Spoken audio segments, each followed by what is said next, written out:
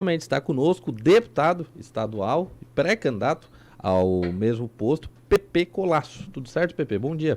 Bom dia a todos os ouvintes. Prazer da gente estar aqui para conversar um pouquinho nesse período que a gente teve aí a oportunidade de estar na Assembleia Legislativa. É um períodozinho curto, né, Pepe? Dá para fazer alguma coisa? Não, ou como diz o Jarrão, é só para tomar cafezinho? Na verdade é mais simbólico que de fato, né, Niltinho? Mas é uma oportunidade para a gente poder, para que a gente possa de fato colocar para a região e principalmente para a cidade de Tubarão a importância de ter representatividade. A gente levanta essa bandeira já há algum tempo. Nós tentamos sempre colocar o quanto é importante pessoas que possam defender o papel de um deputado que abre as portas, tanto na capital federal quanto na capital estadual, para trazer recursos, colocando para a população o quanto um deputado tem de recursos para poder levar para as cidades de Santa Catarina e como a gente defende o regionalismo. Esses recursos poderiam estar vindo para cá, a gente está abrindo mão de muitos recursos por falta de uma representatividade maior aqui, Tubarão mesmo, nenhum representante. Então acho que esse período que a gente está lá, a gente está colocando, pautando as obras necessárias do que a gente vê de desenvolvimento. Tem muita coisa acontecendo, de fato, aqui na cidade de Tubarão, na região, mas tem muita coisa para acontecer. E a gente precisa colocar, esclarecer, incitar para os nossos eleitores, porque a eleição está vindo aí. Então eu tenho abraçado essa oportunidade aí com muito trabalho, né, com muita responsabilidade. Mesmo que seja curto, acho que dá para fazer alguma coisa sim. A gente já está mostrando algumas coisas, recursos que estamos trazendo para a região. Enfim, aproveitando o máximo possível. Ô Pepe, e tu tá com ontem mesmo, tu teve uma reunião bastante interessante em Pinheiral, né? No Pinheiral, o Arilton Barreiros falou agora há pouco. Fazendo um paralelo da última campanha em que tu fez 23 mil votos, fez 24 mil 25 votos? mil. 25 mil votos. 24.990. Faltou 10 votos ali para 25 mil. 25 mil votos. O que mudou daquela campanha, eu digo em estrutura mesmo, né, em apoio para essa de 2022? Bom, assim, se a gente pegar na eleição passada e olhar um pouco no âmbito do que é uma campanha a deputado, que é uma campanha que tem que começar muito antes, Niltinho, tá? Se tu começar uma campanha muito em cima da hora, se alguém se decidir agora assim, ó, vou ser candidato, nesse momento que falta 2 meses e meio, 11 semanas para a eleição, é uma campanha que não dá tempo para fazer. A campanha de deputado tem que se fazer com muita antecedência, porque como eu estava falando anteriormente, quem tem um gabinete tem muita força política para fazer voto, porque tem recursos para levar para os municípios. Então quem não tem muita dificuldade de chegar nas cidades e pegar lideranças que possam ter os cabos eleitorais, digamos assim, né? Que possam fazer votos, que possam fazer um mapeamento eleitoral que te dê resultado na urna. E foi isso que aconteceu na eleição passada. Eu comecei uma eleição muito em cima da hora. Comecei uma eleição praticamente um ano antes, um pouco menos de um ano antes. E quando eu cheguei nos municípios, cheguei em Armazém, cheguei em 13 de Maio, cheguei no Sangão, os prefeitos, né, mais relacionados à minha questão partidária, digamos assim, eles já estavam com comprometimentos, já com deputados que já tinham dado emenda, dado recursos, brigado por algumas questões desses municípios. Diferente de agora, que eu comecei muito, desde que já terminou a eleição passada, eu já comecei a campanha sem parar, já comecei a organizar o partido, os grupos, né, em cada cidade aqui da Murel. Tanto é que a gente fez um grande número de prefeitos vindo já desse relacionamento, dessas conversações, colocando pessoas, principalmente pessoas para participar do mundo político, da vida política. Não foi à toa que a gente fez, por exemplo, o Clay como prefeito de Gravatal, que era um menino ali que estava dentro do partido, mas nunca tinha sido candidato, e a gente incentivou para que ele fosse candidato. Da mesma forma o Aguinaldo em Pedras Grandes, o Júnior em Garopaba. Enfim, nós fizemos um grande número de prefeitos ligados a esse grupo político nosso, que dá um quadro, né, uma visibilidade muito maior do que na outra. Claro que Agora vem a eleição e, de fato, isso tem que ser executado e fazer o voto, né? Mas, assim, em termos de apoio, em termos de estrutura eleitoral comparado com a outra, ela não tem comparação. Tanto é que a gente tem um governo extremamente bem avaliado, né? O teu principal cabo eleitoral. O Juarez, na última eleição, embora ele viesse aí num crescimento, ele não tinha... né, ele não tinha a popularidade que ele tem hoje. Não, é incomparável, né? Até inclusive ele estava no início de construção de um governo, né? Ele estava no primeiro ano e meio, digamos, 1 ano e meio de mandato, né? Então ainda estava construindo, as obras ainda não tinham acontecido, então existia até não existia uma aprovação como existe hoje. Mas eu quero que tu imagine o seguinte: quando eu coloco aqui dos prefeitos da região, é porque não dá para fazer uma campanha só tendo o voto de Tubarão, é impossível. Tu tens que ter o voto regional, tu tens que ter o voto em Gravatal, em Pedras Grandes, Braço Norte, em Garopaba, em Imbituba, em Laguna. Se fizer a campanha só em Tubarão e deixar para fazer a região depois, não dá, tem que ser o contrário, tem que se fazer regionalmente, firmar o teu voto com as lideranças, deixar a tua campanha pronta, bem solidificada, para depois tu vir em Tubarão, que é onde é a tua cidade, onde tu mora, onde tu conhece as pessoas, onde tu já tem um convívio no dia a dia. Tu pode fazer isso, claro, isso tu já faz no dia a dia, isso é natural da tua vida, tu está frequentando a tua cidade, né? Então, claro que isso fortalece muito, como tu falou, a questão do Juarez, está muito mais forte o apoio do prefeito, né?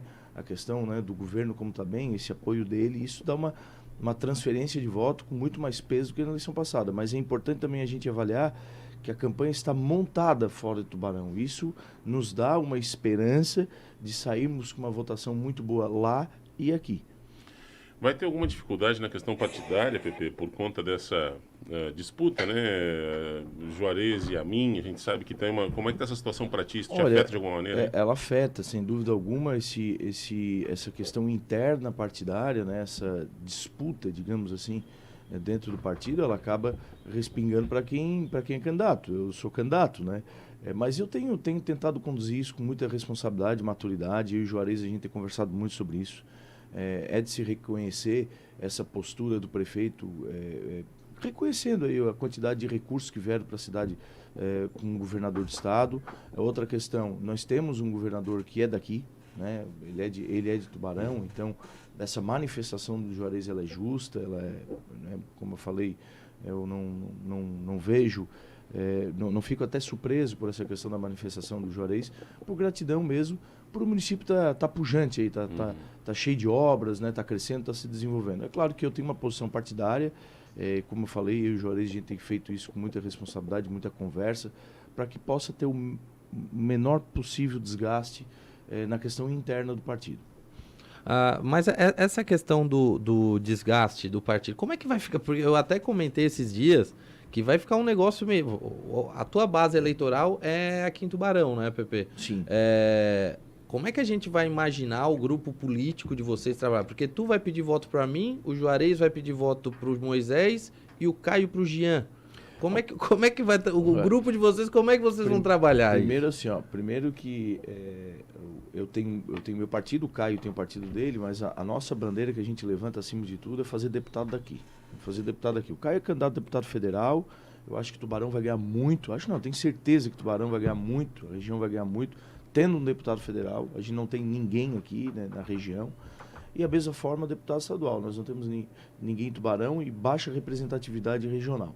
Então, essa é a nossa bandeira que nós vamos levantar e ponto. Nós vamos colocar a importância, o quanto de recursos tem um deputado federal, um deputado estadual, que pode ele diretamente destinar para os municípios, e nós estamos abrindo mão disso.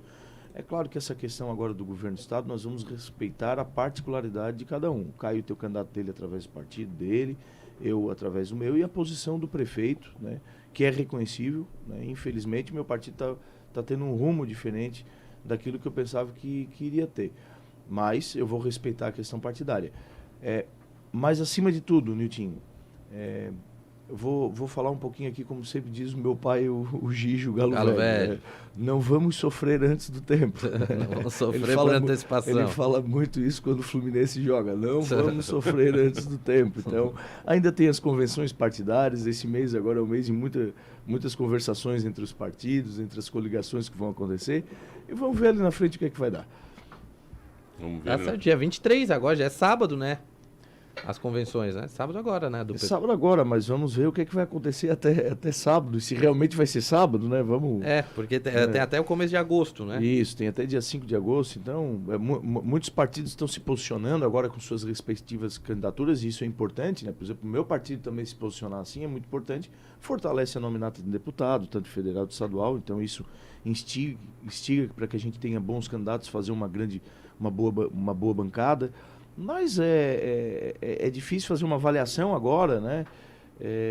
De fato, enquanto não está, de fato, já definido quem realmente serão os candidatos. E na parte presidencial, PP, qual vai ser a tua diretriz? Não vai ter terceira via. Né? Não, isso é o que tu diz, né? Isso é o que não, a diz, terceira via, ela tá murcha, né? Ao que parece, não vai sair de uma polarização. Eu também acredito que não tem uma terceira via. Eu, honestamente, a gente sempre conversou, né? E a gente tem essa particularidade de brincar quanto a isso. Eu sempre fui uma pessoa com esperança que surgisse um terceiro nome, mas realmente a campanha está polarizada entre o Bolsonaro e o Lula, e aí a minha posição é de volta para o Bolsonaro, né? Então, as minhas características, a minha posição partidária nunca foi compatível com a questão do PT, eu nunca votei no PT, então... nada assim contra, né? Não estou aqui de forma agressiva criticando alguém que tem essa posição, mas a minha posição sempre foi mais de direita, então é natural que a gente esteja caminhando e fazendo voto para o Bolsonaro.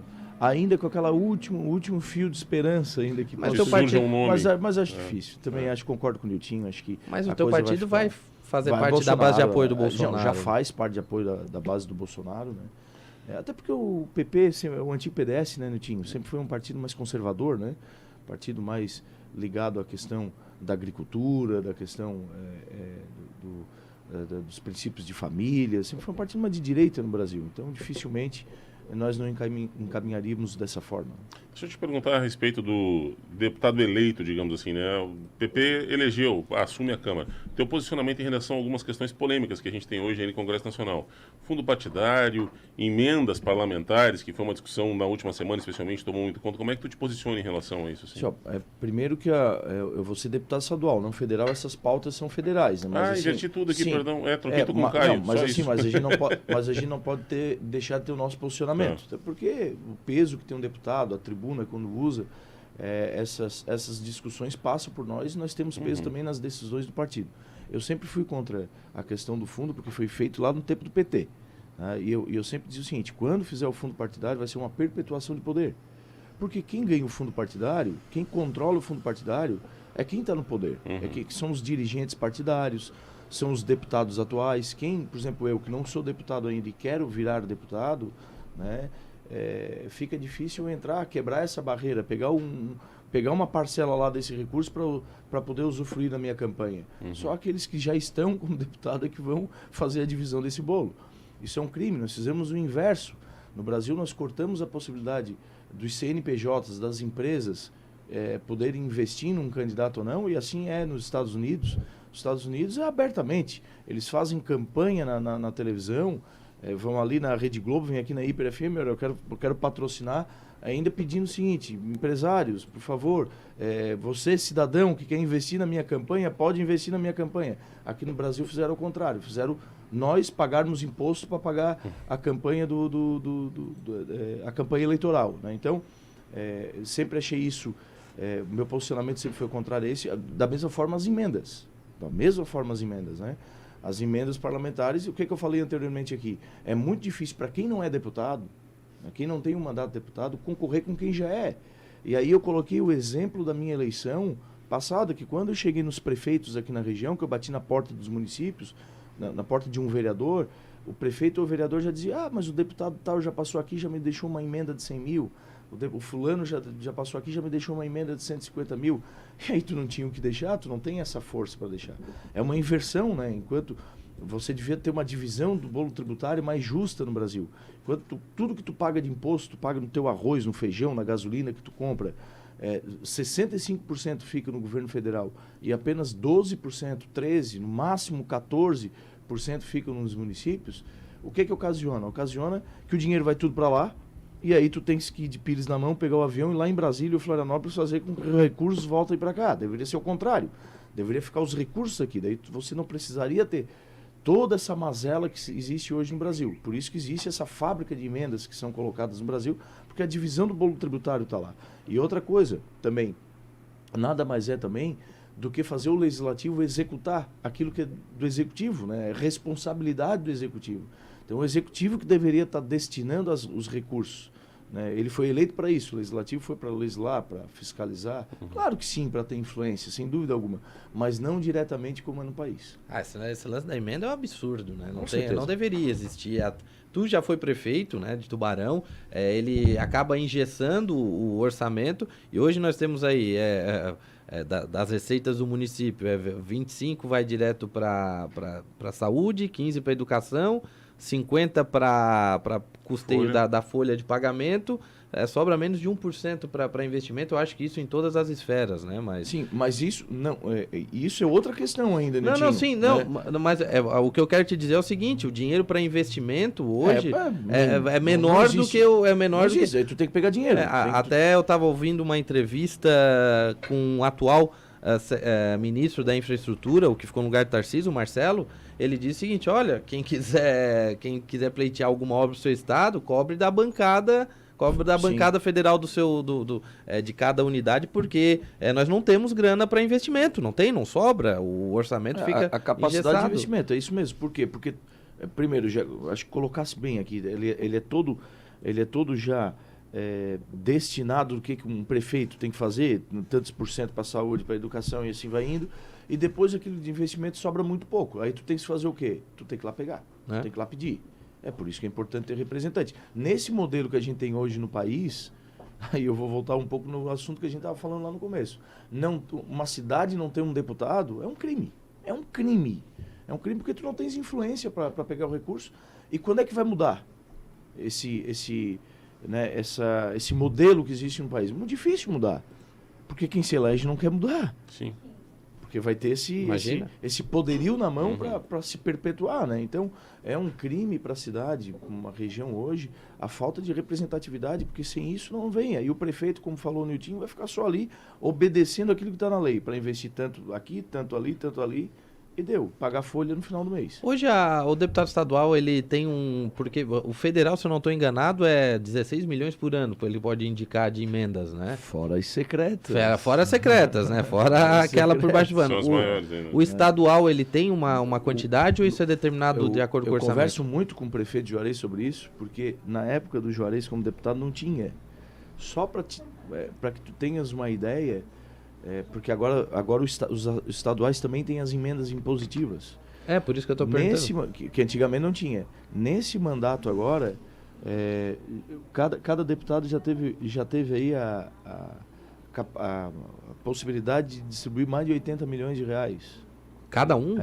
Cada um. Vai terminar aí nesse Dá uns 20 milhões por ano, mandato, mais ou menos isso. 80 milhões? Aí a gente às vezes a gente não consegue palpar, né? Pegar. Por quê? Porque às vezes o pessoal fala, por que estão falando para votar deputado aqui ou deputado ali, né?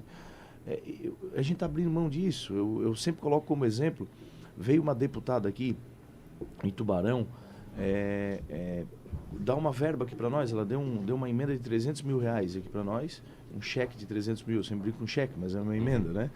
E todo mundo agradeceu, né? Como o prefeito falou, o Juarez falou, muito obrigado. Tal. No mesmo dia ela subiu a serra e foi para a cidade dela e deixou uma emenda de 8 milhões e 800.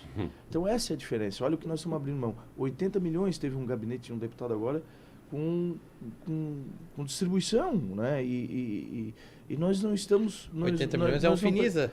É isso aí. O financiamento que o Juarez fez agora para fazer essa montoeira de obra é o que um deputado pode... Se a cidade tivesse um deputado daqui, um deputado federal, um deputado estadual, a gente estaria...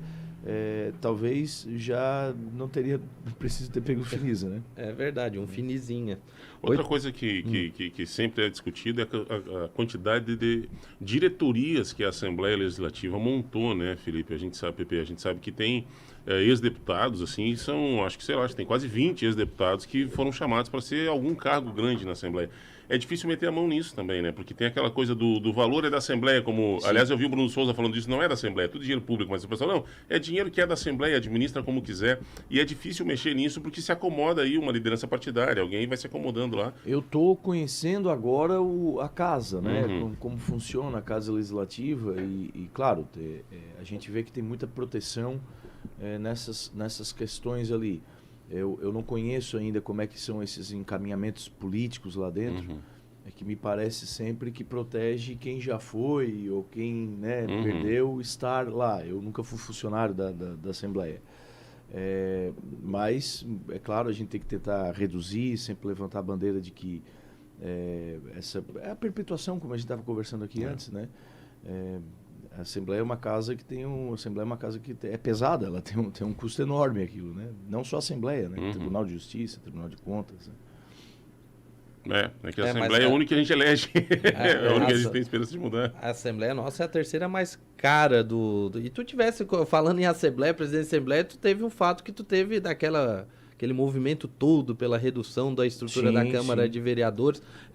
O PP era o presidente da Casa Legislativa à época, né? Muita gente foi protestar, também protestar só o primeiro ano, depois já voltou a bagunça de novo. Infelizmente, né, Nitinho? Eu sempre tentei cumprir nos meus mandatos aquilo que... entender um pouco quais são os anseios da população. Até um dia desse, eu coloquei no meu Instagram ali que durante o período que a gente estava na Câmara de Vereadores, a gente presidiu a Câmara mais com menos custo, mais barata, digamos assim, né, de Santa Catarina. E até o Fio tinha brincado, pô, mas não foi tu que fez, foi um movimento da sociedade. Sim, mas eu obedeci o movimento da sociedade. Eu entendi o movimento da sociedade. Num certo momento eu poderia chegar lá, não quero saber disso, vou aumentar o custo. Não, a gente obedeceu aquilo que era que a sociedade tinha como anseio. Também foi assim em 2008. Na verdade, quem fez foi justamente aqueles que estão lá, né? A sociedade só deu a pressão. Sim, exatamente. Mas porque o Fio é chato, eu sei, o Fio é murrinha. O homem público, ele tem que... Não, mas tá correto, até foi bom esse debate. Ele é chato. Não, mas assim, o homem público... Tu tá querendo ser diplomático, mas ele é um murrinha. Não, claro que não. Petista embutido. Mas assim, ó, o homem público, ele tem que entender essas manifestações. Não foi diferente em 2008, quando a gente devolveu uma boa quantia para a prefeitura, que eu fui presidente da Câmara, e não tem que ser diferente da Assembleia, né? Sendo o custo que ela tem hoje, ela tem que ter redução, ela tem que ter, como é que eu vou dizer, a transparência, ela tem que ter, dar resposta para a sociedade, que ela dá exemplo, né? Eu acho que isso hoje, com o portal da transparência, com tudo que está acontecendo aí no país, esses exemplos, eles têm que virar realidade de fato, né? Mas às vezes é interessante porque é mais fácil fazer uma manifestação aqui na frente da Câmara de Vereadores, né? É por isso que eu digo, voltando à pauta antes, né? Inversão do bolo tributário, da questão de recursos que ficam lá e não ficam aqui, tudo fica mais difícil a gente fiscalizar porque os recursos não estão próximos de nós. Falando da Câmara de Vereadores, é fácil a gente falar aqui da Câmara de Vereadores porque o vereador está aqui perto de nós. Ele passa ali na esquina onde tu está passando, tu bota o dedão no nariz dele. Lá do deputado tu não consegue. Mas tu é não justamente... consegue fazer essa pressão como aconteceu aqui, né? Justamente, eu sempre bato nessa tecla aqui, né? Hoje nós temos aí uma gama de pré-candidatos a deputado federal e estadual, mais estadual até, mas ao menos votar em alguém daqui pra gente ter quem xingar aqui perto, entendeu? Tá próximo, exatamente. Porque tu vota no cara de longe, tu não vai... Só se tu for pra chapéu coisa que não vai mas acontecer. Eu não gosto muito daquele rapaz ali que foi candidato e tal. Às vezes não é o melhor que tu imaginava pros mundos pra ser, de repente, né? Alguns vão achar, outros não. Mas às vezes é melhor um daqui do que um pior lá de fora, né? Por pressão. Pelo menos aqui o cara tem que... onde nós vamos xingar, apontar o dedo, como você disse. Nosso tempo está estourando, né? Já estourou, na verdade. Deixa eu te fazer uma pergunta, PP. PP eleito, né? Claro, representatividade, vai ser bom para a região, tal. Mas o que tu tem de bandeira, né? Que tu vai trabalhar, que tu vai destacar durante o teu mandato? O Niltinho, principalmente nós vamos trabalhar o regionalismo, como eu falei, e potencializar os nossos projetos de lei dentro dessa área do regionalismo. Eu vejo que Tubarão e região, é uma cidade que cresce muito, se desenvolve muito dentro da área da prestação de serviços, da área da saúde e educação.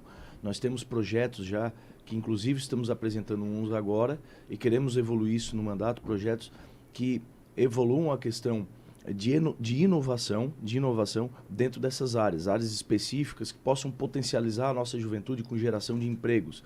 Vou dar um exemplo aqui, por exemplo, nesses centros de inovação que foram criados no Estado, que a gente possa instigar esses centros de inovação com estudos em áreas específicas de potencialidade de cada região. Por exemplo, Tubarão, esse centro pode estar ali instigando a geração de emprego na área de educação e saúde. No Vale do Braço Norte pode ser na área de agricultura, na área do setor moveleiro, e assim no oeste em setores, por exemplo, no norte do estado na parte industrial. Então são algumas bandeiras que a gente vai colocar dentro do estado, principalmente dentro da área da inovação, para criar projetos de lei que fomente principalmente a geração de emprego aí para os nossos jovens. Uma delas, né? A gente tem muitas bandeiras a ser ditas aqui e defendidas na Assembleia, que nós daí iríamos pautar toda a questão da campanha aqui. Pepe, te agradecer aí pela visita aqui no estúdio. Até quando lá, Pepe? Eu fico... Na verdade, não foi definido ainda, né, Niltinho? A gente até tem um encaminhamento que a gente pode ficar até depois da eleição, como deputado. Mas eu também tenho que ver a questão da campanha que inicia em agosto, e não adianta também... a gente está lá num momento não conseguindo fazer um trabalho lá e nem um trabalho eleitoral aqui. Então, essa dedicação desse mês agora tem sido na Assembleia para mostrar o nosso trabalho.